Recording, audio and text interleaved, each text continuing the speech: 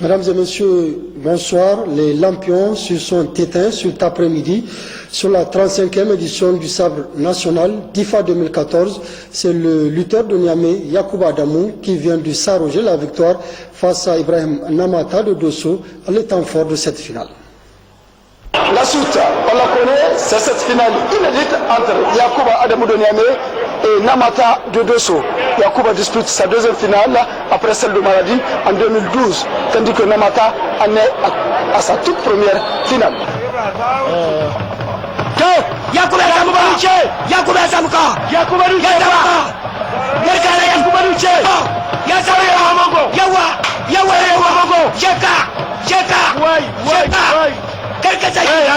Karkasaki, Saba, ya cire la ilaha illallah muhammadur rasulullah amma an ga ibrahim sallallahu alaihi wasallam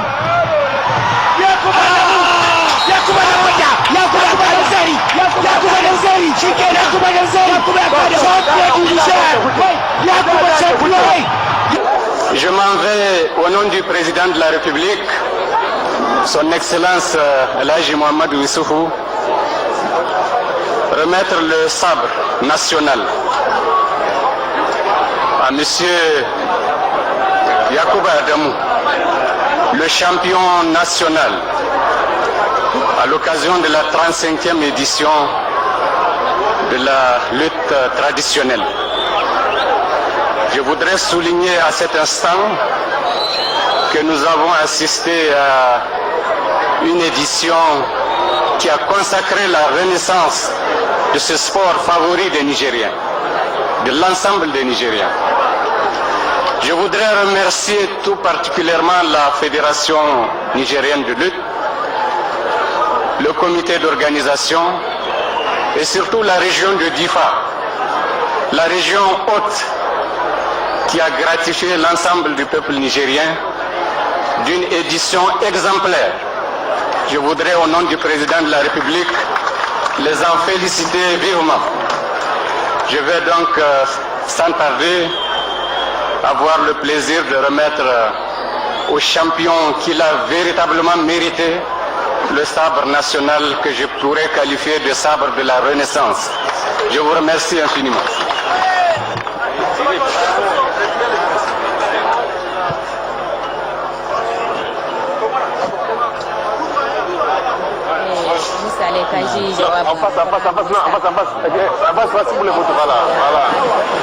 Sabon sarki da sunan shugaban kasa shugaban jamhuriya Isufu Muhammadu wanda ya takobin.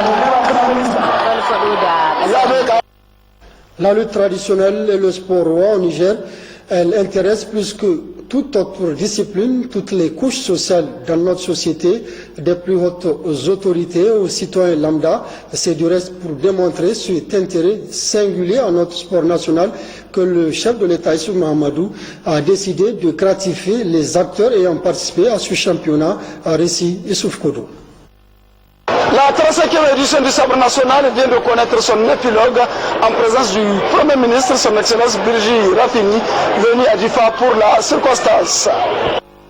Ce qui témoigne de l'intérêt qu'accordent nos autorités à la lutte traditionnelle, qui, loin s'en faut, n'est pas un simple jeu.